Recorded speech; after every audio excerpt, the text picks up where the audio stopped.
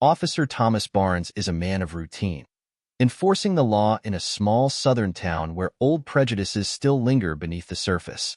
But when a routine traffic stop turns violent, Barnes finds himself in the middle of a national scandal. The man he assaulted is no ordinary citizen. He's General Elijah Carter, a highly respected U.S. Army officer. As Barnes confronts the fallout of his actions, he learns of a buried connection between his own estranged father and the man he brutalized.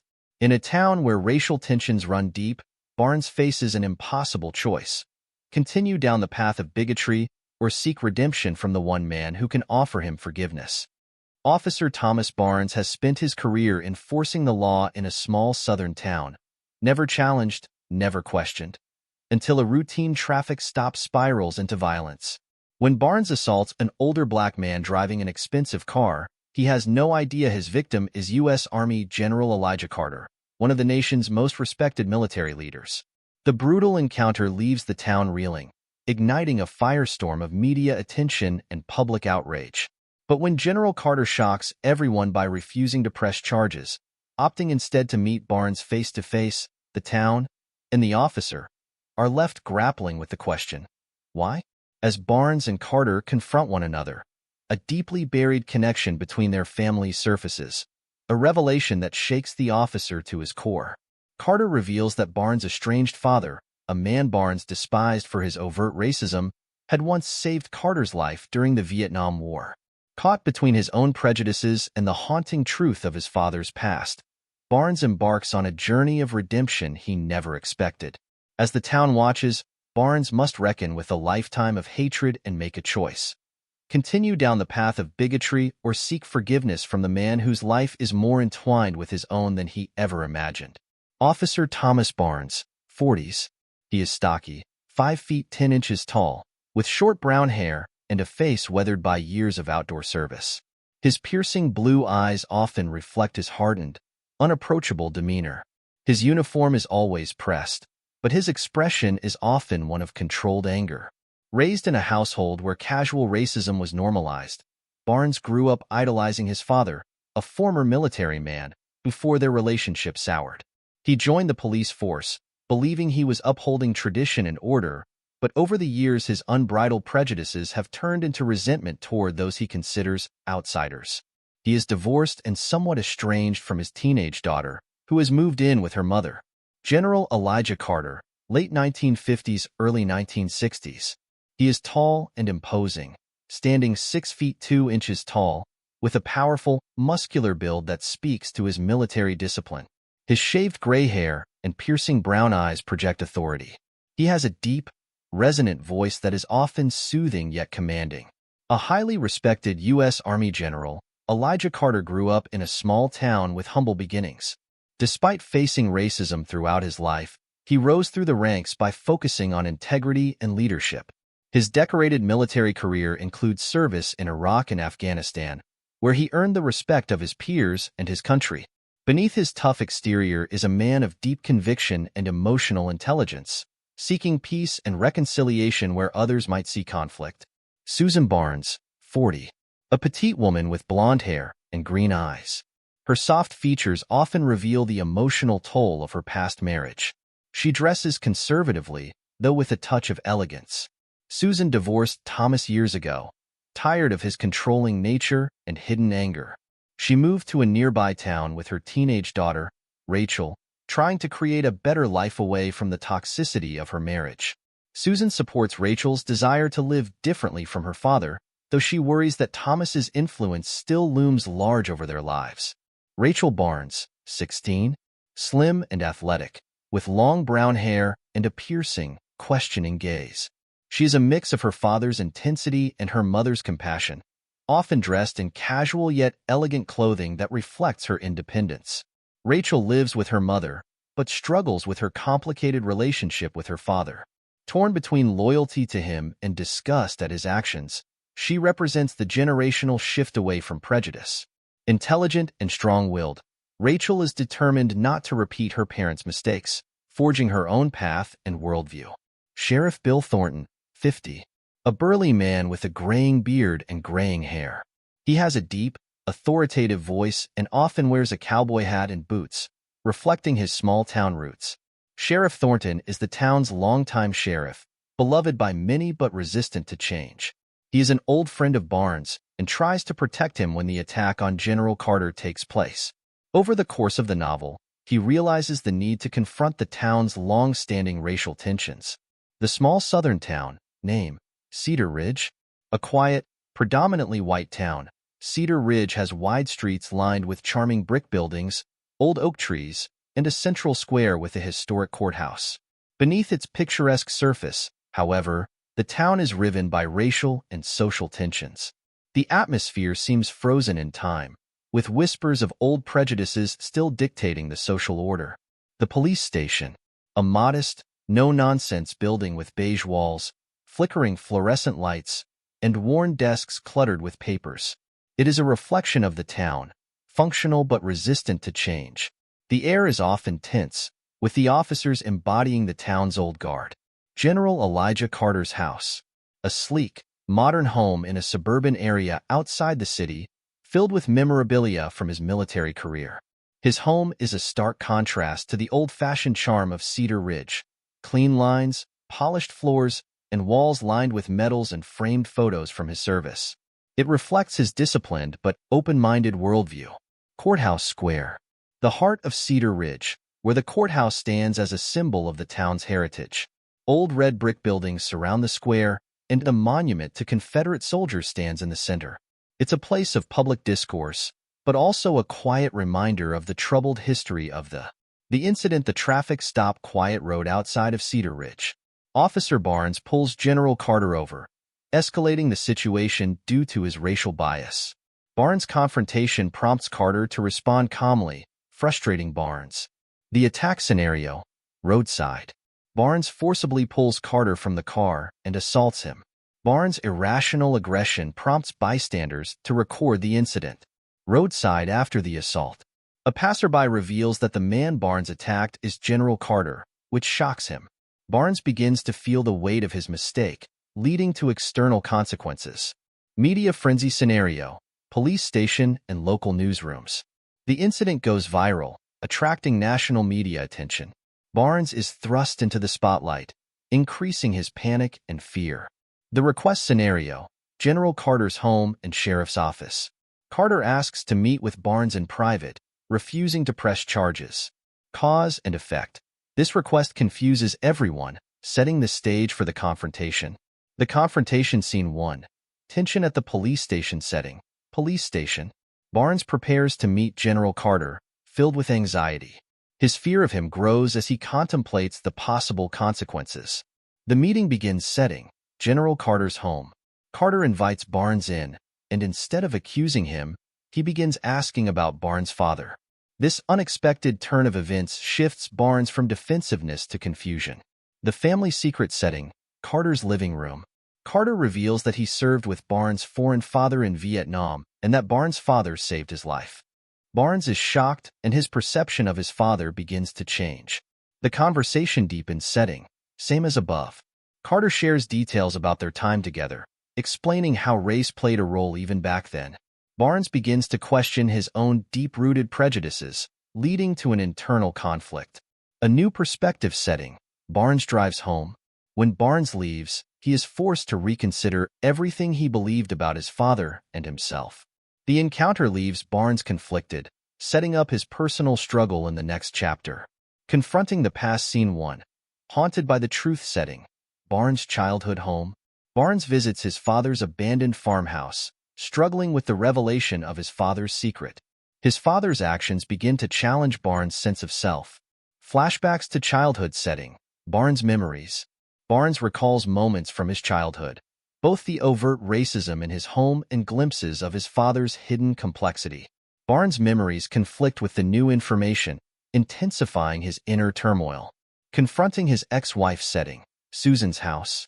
Barnes visits his ex-wife Susan, seeking solace, but the conversation quickly turns to his anger and racism. Susan confronts Barnes about his behavior, making him realize how deeply ingrained his prejudices are. Rachel's perspective setting, same as above. Barnes' daughter Rachel overhears the conversation and challenges her father's worldview, bringing up incidents of racism she witnessed growing up.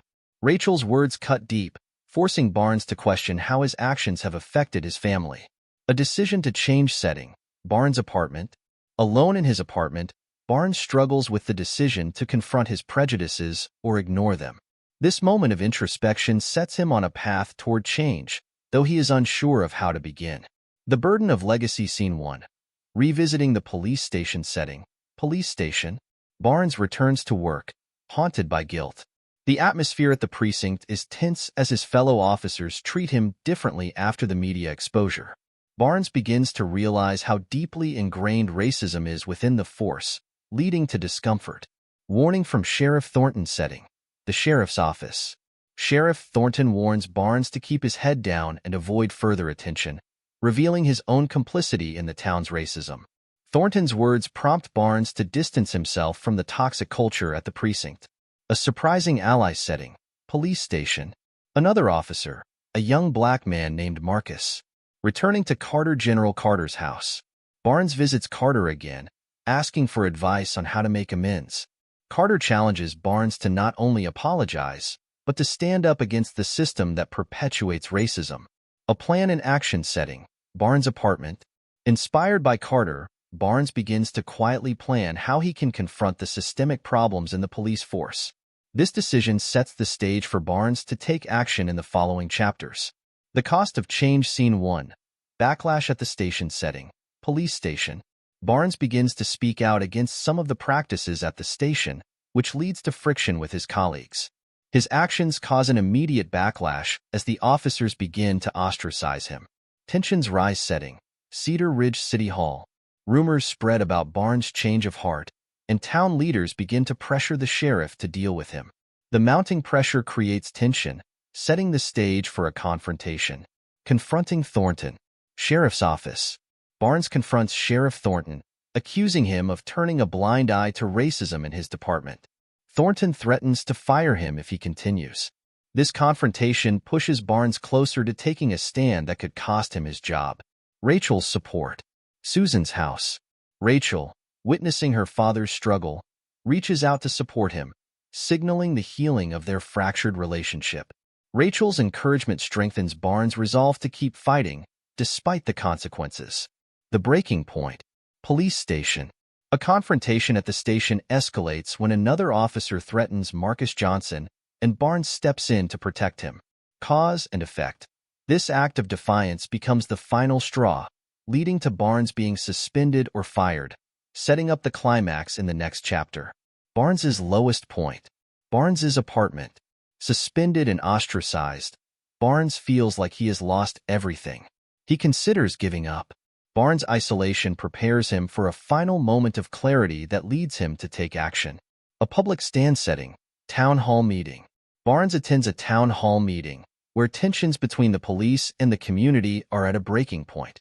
Barnes speaks, publicly apologizing for his actions and calling for systemic change. His public apology and call for reform galvanizes support from some in the city and surprises others, particularly General Carter. Carter's gesture setting. General Carter's home. After the town hall, Carter invites Barnes to his home once again, this time offering him something unexpected.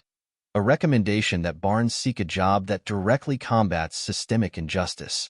This final act of mentorship from Carter prompts Barnes to consider a new path in life. A new beginning. Barnes' apartment. Barnes, now unemployed but filled with a sense of purpose, decides to join an organization that aims to reform policing and address racial inequality. This sets up the conclusion, where Barnes finds redemption not through the law he once enforced, but through the fight for justice. Looking ahead. The road out of Cedar Ridge. In the final scene, Barnes drives past the place where he first stopped General Carter, reflecting on how much he has changed in such a short time. As he drives, the future remains uncertain, but for the first time, Barnes feels like he is on the right path. The sun hung low on the horizon, casting a golden hue over the quiet road that stretched just outside of Cedar Ridge. Officer Thomas Barnes squinted through the windshield of his patrol car as he spotted a sleek, black sedan up ahead. It wasn't just the car that caught his attention. It was who was behind the wheel. A black man in a car like that, on this road, in this town? Barnes gripped the steering wheel tightly, his jaw clenching. Not on my watch, he muttered under his breath as he flicked on his lights and siren. The sedan slowed, pulling to the side of the road. Barnes parked behind it, his heart already racing with irritation. He stepped out of the patrol car, adjusting his belt, and made his way to the driver's side window, already composing his opening remarks in his head. The window lowered, revealing an older black man with calm, piercing eyes. He greeted Barnes with a nod, his hands resting visibly on the steering wheel. "Good evening, officer. Is there a problem?" the man asked, his tone respectful but firm. Barnes hated it, the calm, the composure. It felt like defiance. "License and registration," Barnes barked, ignoring the question. The man obliged, handing over the documents without hesitation. Barnes barely glanced at them before looking back at the driver. "What brings you out here?" Barnes asked, his voice dripping with suspicion. "Just passing through, officer." "I'm on my way to visit some family," the man responded, his gaze steady, unflinching. It only irked Barnes further. He scanned the car, searching for something, anything, that could give him cause to escalate. The tension was palpable, and it gnawed at Barnes. The man's calmness only made him want to break it. "Step out of the car," Barnes ordered. The driver's eyebrows raised slightly in surprise. "Officer, I don't think that's necessary." "I said, step out of the car." Barnes cut him off, his hand moving to his holster. The man exhaled deeply, his eyes flashing a moment of frustration, but he complied. As he opened the door and stepped onto the gravel shoulder, Barnes moved in close, eyeing him up and down, looking for any excuse to take control of the situation. Barnes didn't wait for the man to make another move before grabbing his arm. He pushed him toward the side of the car with unnecessary force, pinning him against the hood. The man grimaced but didn't resist, his hands flat on the cool metal of the car. "Is this really necessary?" he asked, his voice still calm, but the tension was unmistakable now. Barnes leaned in closer, his breath hot and heavy. "Necessary? You're damn right it is. You think you can just drive through here without consequences?" His grip tightened on the man's wrist, and a flash of pain crossed the man's face. "I've done nothing wrong," the man said through gritted teeth. Barnes wasn't listening anymore. His own frustration, built up over years of dealing with the world through the narrow lens of his upbringing, boiled over. He slammed the man harder against the car, eliciting a pained grunt. Suddenly, a honk from a passing car startled them both. Barnes turned his head and noticed the car slowing, the occupants inside looking on with concern. Another car slowed down behind it, and Barnes could feel eyes on him. "Stay out of this," Barnes yelled at the onlookers, his voice cracking with the strain of his fury. But it was too late. Several phones were already raised, recording the scene. His heart pounded in his chest, not out of fear, but out of the growing realization that things were spiraling out of control. He had to end this now. Without thinking, Barnes yanked the man's arms behind his back, snapping handcuffs onto his wrists. The man stood tall, despite the assault, his breathing controlled, his eyes focused ahead. "This isn't right," the man said quietly. But Barnes wasn't listening. He was too busy looking around, realizing that the eyes of Cedar Ridge were on him now. With the man in cuffs, Barnes dragged him toward the back of the patrol car, his adrenaline still surging. But then he heard a voice from behind. "Stop. What the hell are you doing?" "That's General Elijah Carter." Barnes froze. He turned slowly to face the man who had yelled from one of the stopped cars, disbelief tightening his throat. "General?" He looked back at the man in cuffs, his heart plummeting as the name clicked in his head. "You're General Carter?" Barnes' voice cracked. The man before him, still calm despite the assault, simply nodded. His silence was deafening. Barnes' mouth went dry. He knew who General Elijah Carter was, a decorated U.S. Army general, known for his leadership and integrity. Barnes had read about him, seen him on television during his return from Afghanistan. The man he had just attacked was a national hero. Barnes' hands shook as he fumbled with the keys to the cuffs. I didn't know." Carter watched him, his gaze unrelenting but not accusatory. "I tried to tell you," he said quietly as Barnes freed his wrists. Suddenly, the weight of what he had done crushed Barnes' chest. The situation wasn't just spiraling. It had already imploded. Within hours, the story hit the local news. It was all over Cedar Ridge and spreading fast. Local officer assaults U.S. Army general in unprovoked attack. Barnes watched the news from his small, cluttered apartment that night, his head in his hands. Every major outlet was covering it. Every screen he looked at had his face plastered across it. He didn't need to check his phone to know what the fallout was going to be. His voicemail was full of angry messages, most from people he didn't even know. The sheriff had already called, demanding an explanation. But what could he say? At the police station the next day, the tension was thick. Barnes entered through the back door, avoiding the reporters that had gathered out front. His fellow officers shot him looks of pity, confusion, and disdain. He could feel his career crumbling beneath his feet. Sheriff Bill Thornton pulled him into his office, slamming the door shut behind him. "Do you have any idea what you've done?" Thornton growled. His face was red, veins popping along his temples. Barnes had never seen him this angry. "I didn't know, Bill. I didn't know who he was," Barnes stammered, his voice weak. "That doesn't matter, Barnes. You put your hands on a U.S. general in front of half the town. This is beyond fixing." Thornton ran a hand through his graying hair, pacing behind his desk. Barnes slumped into the chair, guilt and fear twisting inside him. He was losing everything. And yet, the worst part was the growing realization that it wasn't just his career at risk. It was something deeper, something inside him that he couldn't yet name. Later that evening, as Barnes prepared to face yet another barrage of reporters outside his apartment, his phone rang. He glanced at the caller ID and saw an unknown number. Hesitantly, he answered. "Officer Barnes?" The voice was calm, measured. Barnes recognized it instantly. "General Carter?" There was a pause on the other end of the line. "I'd like to meet with you, officer. Just the two of us." Barnes' stomach dropped. "Why?" The word slipped out before he could stop it. He had been bracing for a lawsuit, a public condemnation, something to bring him down completely. But this didn't make sense. "I think it's time we talked," Carter said simply. His voice held no anger, no accusation, just quiet authority. Barnes swallowed hard. He didn't know why General Carter wanted to meet with him, but one thing was clear. This wasn't over. Barnes sat at his desk, his eyes unfocused, staring at the stack of paperwork that had accumulated over the past few days. The clatter of phones, the voices of officers, and the faint hum of conversation all seemed distant. His mind was elsewhere, consumed by the upcoming meeting with General Elijah Carter. He hadn't slept the night before. How could he?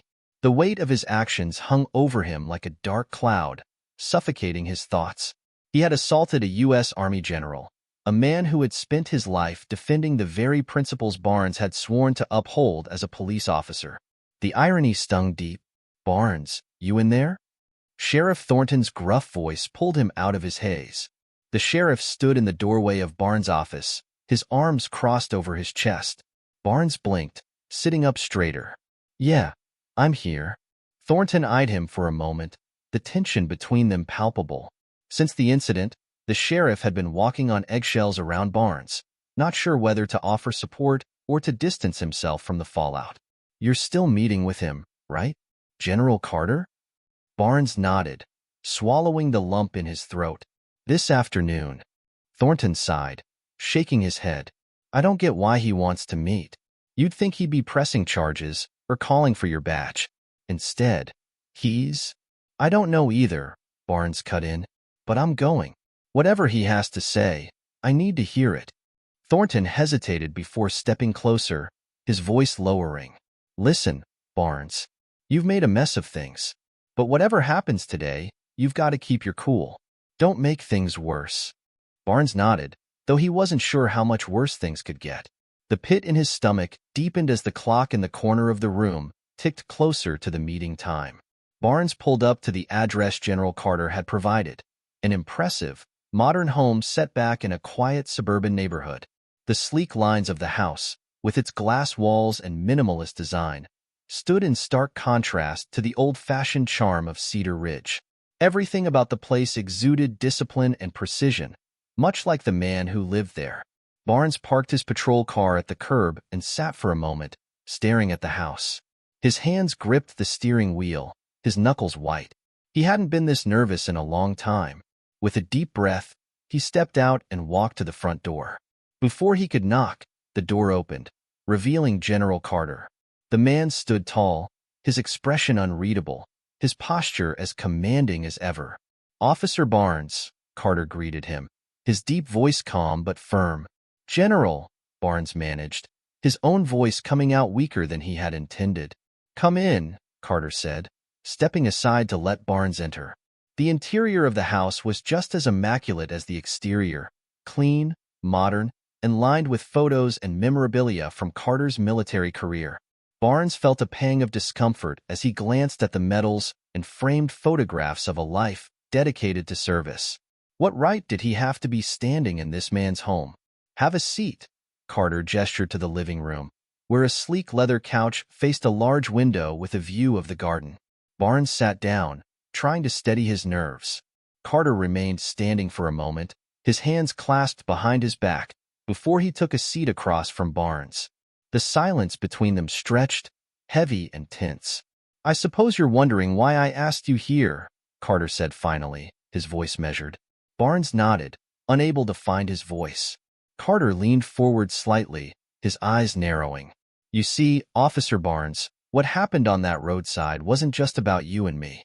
It was about something much larger, something that's been simmering beneath the surface for a long time. But I didn't bring you here to lecture you." Barnes shifted uncomfortably in his seat, his palms sweating. "Then why did you?" Carter's gaze was unyielding. "Because there's something you don't know about your own history, about your father." Barnes blinked in confusion. His father? What did any of this have to do with his father? "What are you talking about?" Barnes asked, his voice laced with skepticism. Carter didn't flinch. "Your father and I served together in Vietnam. I doubt you knew that." Barnes felt the world tilt slightly. His father, a man who had spent most of his life spewing hateful rhetoric and raising him in the shadow of bigotry, had served alongside General Carter? It didn't seem possible. "No," Barnes muttered. "I didn't know." Carter's face softened, just slightly. "Your father wasn't the man you think he was. He saved my life once, during an ambush. We were surrounded, and if it weren't for him, I wouldn't be sitting here right now." Barnes sat frozen, the words refusing to settle. His father, the man he had looked up to in his youth, only to become disillusioned by his later years, had saved a black man's life? It contradicted everything he thought he knew. "You're lying," Barnes said, but there was no conviction behind the words. "I have no reason to lie, officer, and you have every reason to reconsider the beliefs you've inherited." Carter leaned back, his eyes still fixed on Barnes. "Your father and I weren't friends. There was still plenty of prejudice between us, but in that moment, he chose to save me. That choice shaped the rest of my life, and it could shape yours too, if you let it." Barnes' mind raced. The image of his father, a man who had shaped his worldview so completely, was now unraveling before him. This revelation made him question not only his father but himself, his values, his prejudices, everything he thought he knew. Carter didn't stop there.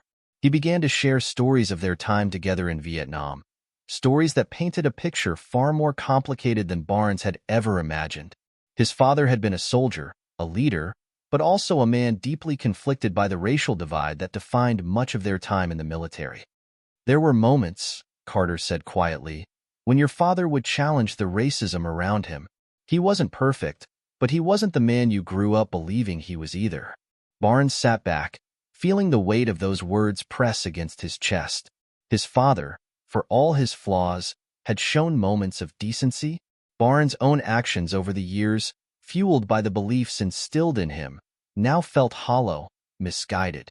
Carter paused, watching Barnes closely, before continuing. "I'm not here to tell you what to do with this information, Barnes. That's your decision. But I wanted you to know the truth, because it's time you faced it." The truth. Barnes felt like the ground beneath him had shifted, leaving him standing on unsteady legs. For so long, he had built his identity on a foundation laid by his father.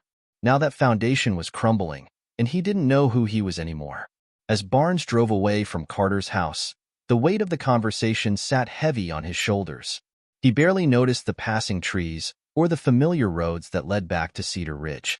His mind was consumed by the revelations that had been dropped in his lap.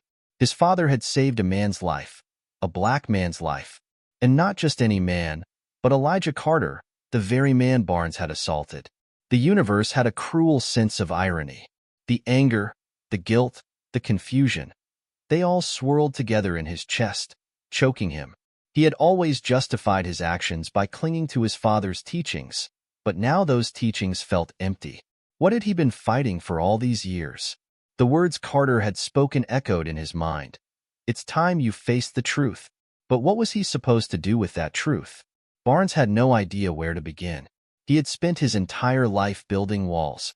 Walls between himself and anyone who didn't fit his narrow worldview. Now those walls were being torn down, and all that was left was the painful, vulnerable reality of who he truly was. As he pulled into his driveway and turned off the engine, Barnes sat for a long time in silence. He was at a crossroads, and for the first time in his life, he didn't know which direction to take. Barnes had driven without thinking, the words of General Carter echoing in his mind. His father, the man he had worshipped as a boy but came to resent as he grew older. The man who had filled his head with ideas about how the world worked, ideas about race, authority, and superiority. The very same man, according to General Carter, had risked his life to save a black soldier during the Vietnam War. It didn't make sense. The road became familiar, though he barely noticed it at first. As he pulled up to the old farmhouse where he'd grown up, Barnes finally took in his surroundings. The house had seen better days, the white paint now chipped and weathered, the porch sagging. It was a shell of the place he remembered. Barnes sat in his car for a moment, staring at the house. His father's ghost seemed to linger in the peeling wood and creaking steps. He hadn't been back here since his father's death 5 years ago, but something had pulled him here now. Maybe it was the weight of Carter's words, the need to reconcile the father he thought he knew with the one Carter described. He stepped out of the car, the gravel crunching under his boots as he made his way to the porch. The door groaned as he pushed it open, revealing a house frozen in time. Dust coated the furniture, and the faint smell of mildew hung in the air. It was as though his father had simply walked out one day and never returned. Barnes wandered through the house, his thoughts swirling. The memories were overwhelming. Moments of admiration for the man who had seemed invincible, followed by bitter arguments as Barnes grew older and began to see the flaws in his father's worldview. He stopped at the mantel, his eyes resting on an old photograph of his father in uniform, standing tall and proud. He saved General Carter's life. The thought twisted inside him, conflicting with the image of the man in his mind. Otis Barnes stood there. Memories from his childhood flooded back. He could see himself as a young boy, trailing after his father, hanging on his every word. His father had been a man of discipline, of hard lines and rules. Everything had been black and white to him.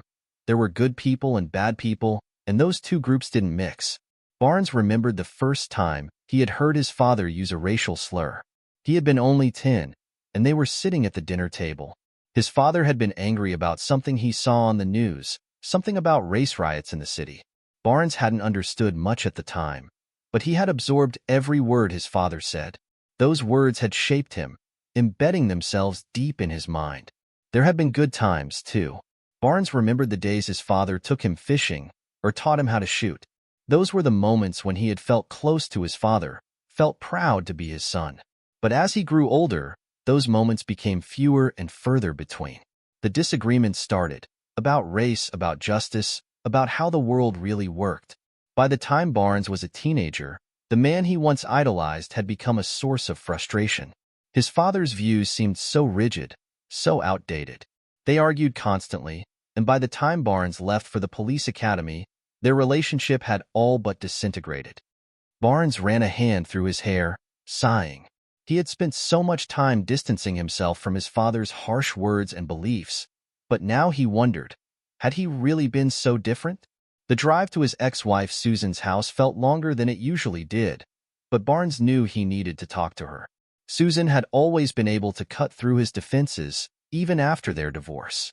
She had a way of making him face the things he tried to avoid, and right now, he needed someone to help him make sense of everything. When he arrived, Susan opened the door, her face a mixture of surprise and caution. They had never been close after the divorce, but she had always kept the door open for him, for the sake of their daughter, Rachel. "Thomas," she greeted, stepping aside to let him in. Barnes didn't waste any time. "I need to talk about my father." Susan raised an eyebrow, folding her arms as she leaned against the counter. "Your father? After all these years?" "I met someone," Barnes said, the words tumbling out in a rush. "A man, General Carter. He knew my father. They served together in Vietnam." Susan listened quietly, her expression unreadable. "And?" Barnes exhaled, the tension in his chest building. "He said my father saved his life. That my father wasn't the man I thought he was." Susan nodded slowly. "And that's hard for you to hear, isn't it?" Barnes looked at her, his frustration mounting. "Of course it is.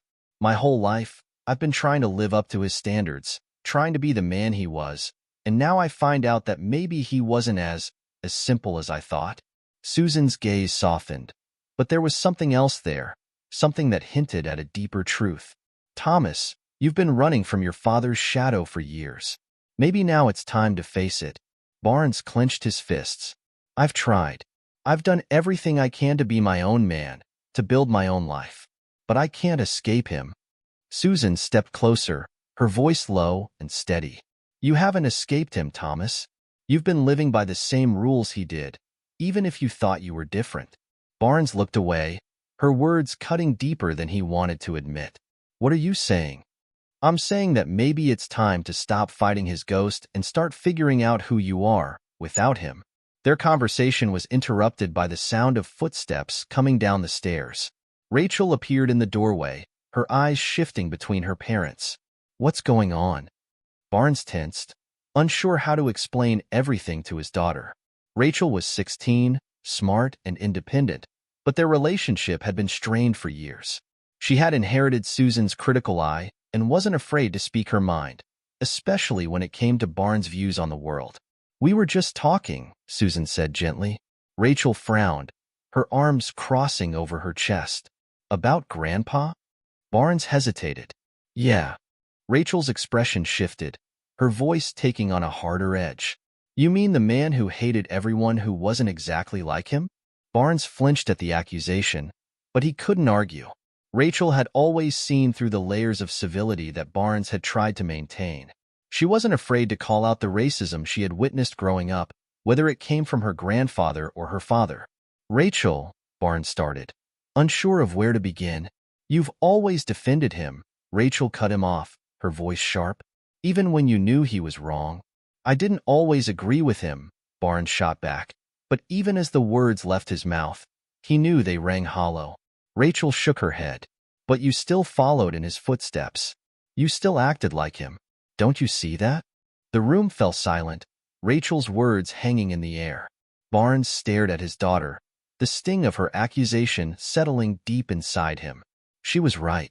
He had been following in his father's footsteps for far too long, even when he thought he was breaking away.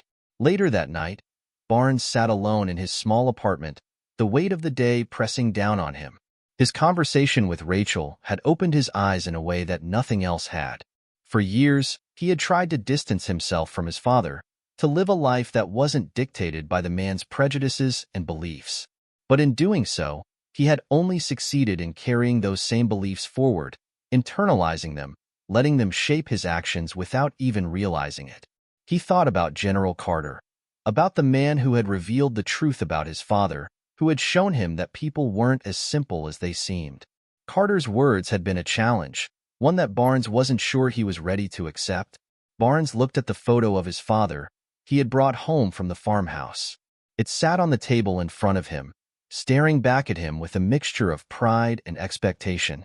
For the first time, Barnes realized he didn't have to live up to those expectations. He didn't have to follow the same path. He could be different. Barnes took a deep breath, the tension in his chest loosening for the first time in days. He didn't know what the future held, but he knew one thing. He wasn't going to be his father anymore. He was going to find his own way, even if it meant tearing down everything he thought he knew. With that decision, Barnes felt a strange sense of peace settle over him. He wasn't sure where the path would lead, but he was ready to walk it. Barnes ran a hand through his hair, sighing. He had spent so much time distancing himself from his father's harsh words and beliefs, but now he wondered, had he really been so different? The drive to his ex-wife Susan's house felt longer than it usually did, but Barnes knew he needed to talk to her. Susan had always been able to cut through his defenses, even after their divorce. She had a way of making him face the things he tried to avoid, and right now, he needed someone to help him make sense of everything. When he arrived, Susan opened the door, her face a mixture of surprise and caution. They had never been close after the divorce, but she had always kept a door open for him, for the sake of their daughter, Rachel. "Thomas," she greeted, stepping aside to let him in. Barnes didn't waste any time. "I need to talk about my father." Susan raised an eyebrow, folding her arms as she leaned against the counter. "Your father? After all these years?" "I met someone," Barnes said, the words tumbling out in a rush. "A man, General Carter. He knew my father. They served together in Vietnam." Susan listened quietly, her expression unreadable. "And?" Barnes exhaled, the tension in his chest building. "He said my father saved his life. That my father wasn't the man I thought he was." Susan nodded slowly. "And that's hard for you to hear, isn't it?" Barnes looked at her, his frustration mounting. "Of course it is. My whole life, I've been trying to live up to his standards, trying to be the man he was, and now I find out that maybe he wasn't as simple as I thought." Susan's gaze softened, but there was something else there, something that hinted at a deeper truth. "Thomas, you've been running from your father's shadow for years. Maybe now it's time to face it." Barnes clenched his fists. "I've tried. I've done everything I can to be my own man, to build my own life. But I can't escape him." Susan stepped closer, her voice low and steady. "You haven't escaped him, Thomas. You've been living by the same rules he did, even if you thought you were different." Barnes looked away, her words cutting deeper than he wanted to admit. "What are you saying?" "I'm saying that maybe it's time to stop fighting his ghost and start figuring out who you are, without him." Their conversation was interrupted by the sound of footsteps coming down the stairs. Rachel appeared in the doorway, her eyes shifting between her parents. "What's going on?" Barnes tensed, unsure how to explain everything to his daughter. Rachel was 16, smart and independent, but their relationship had been strained for years. She had inherited Susan's critical eye and wasn't afraid to speak her mind, especially when it came to Barnes' views on the world. "We were just talking," Susan said gently. Rachel frowned, her arms crossing over her chest. "About Grandpa?" Barnes hesitated. "Yeah." Rachel's expression shifted, her voice taking on a harder edge. "You mean the man who hated everyone who wasn't exactly like him?" Barnes flinched at the accusation, but he couldn't argue. Rachel had always seen through the layers of civility that Barnes had tried to maintain. She wasn't afraid to call out the racism she had witnessed growing up, whether it came from her grandfather or her father. "Rachel," Barnes started, unsure of where to begin. "You've always defended him," Rachel cut him off, her voice sharp. "Even when you knew he was wrong." "I didn't always agree with him," Barnes shot back, but even as the words left his mouth, he knew they rang hollow. Rachel shook her head. "But you still followed in his footsteps. You still acted like him. Don't you see that?" The room fell silent, Rachel's words hanging in the air. Barnes stared at his daughter, the sting of her accusation settling deep inside him. She was right. He had been following in his father's footsteps for far too long, even when he thought he was breaking away. Later that night, Barnes sat alone in his small apartment, the weight of the day pressing down on him. His conversation with Rachel had opened his eyes in a way that nothing else had. For years, he had tried to distance himself from his father, to live a life that wasn't dictated by the man's prejudices and beliefs. But in doing so, he had only succeeded in carrying those same beliefs forward, internalizing them, letting them shape his actions without even realizing it. He thought about General Carter, about the man who had revealed the truth about his father, who had shown him that people weren't as simple as they seemed. Carter's words had been a challenge, one that Barnes wasn't sure he was ready to accept. Barnes looked at the photo of his father he had brought home from the farmhouse. It sat on the table in front of him, staring back at him with a mixture of pride and expectation. For the first time, Barnes realized he didn't have to live up to those expectations. He didn't have to follow the same path. He could be different. Barnes took a deep breath, the tension in his chest loosening for the first time in days. He didn't know what the future held, but he knew one thing. He wasn't going to be his father anymore. He was going to find his own way, even if it meant tearing down everything he thought he knew. With that decision, Barnes felt a strange sense of peace settle over him.